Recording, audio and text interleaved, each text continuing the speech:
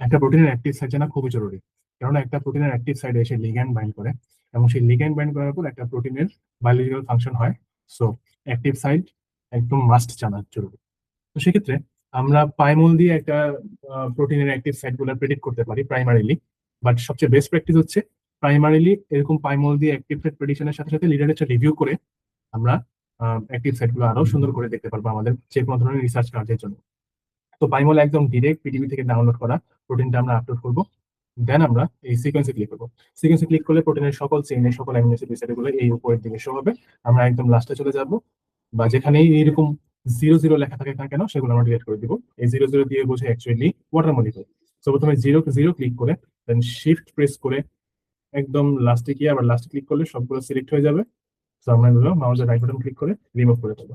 তো আলটিমেটলি আমরা যেই পিডিবি ওয়েব সার্ভার থেকে প্রোটিনটা ডাউনলোড করি সেখানে এই প্রোটিনের ইনবিল্ট লিগেন্ড যদি থাকে তাহলে সেটা শো করে। সো আলটিমেটলি সেই ডেটা অনুযায়ী আমরা দেখেছি যে এই প্রোটিনের ইনবিল্ট লিগেন্ড হচ্ছে 5H5 ETO। সো আমরা এগুলো হচ্ছে সিলেক্ট করার পর এখানে একটা সেলে অপশন আসবে।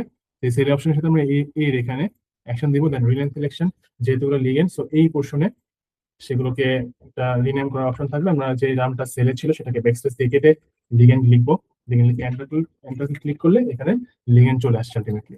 সো এই লিগেন্ডটাকে আমরা একটু আলাদা করে কালার করবো যেন কিনা চেনা যায়। আমরা কালার করি, যে কোনো কালার করা যায় আপনার ইচ্ছা মতো। সো আমরা এখানে একটা ইমেজেন্টটা কালার করলাম আলটিমেটলি।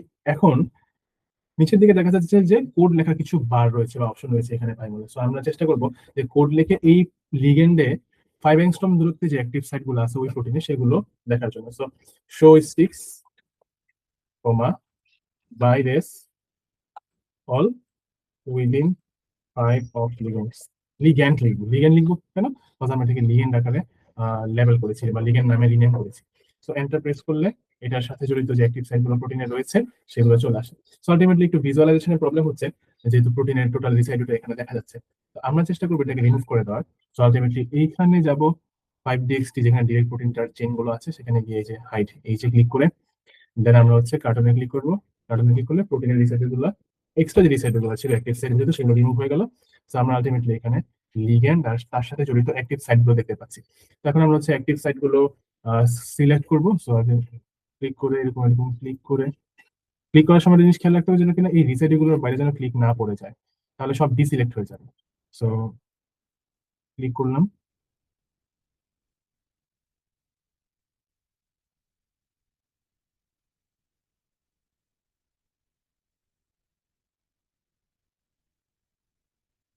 ক্লিক করার পর এখানে সেল অপশন আবার এসেছে। তো আমরা সেল অপশনে গিয়ে এগুলোকে আবার অ্যাক্টিভ সাইট নামে রিনেম করবো।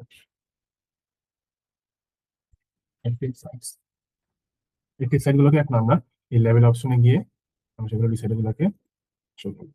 আলটিমেটলি আমার প্রাইমারিলি এগুলো হচ্ছে এই প্রোটিনের জন্য ইনবিল্ট যে লিগেন্ডটা ছিল সেই লিগেন্ডের অ্যাক্টিভ সাইটস।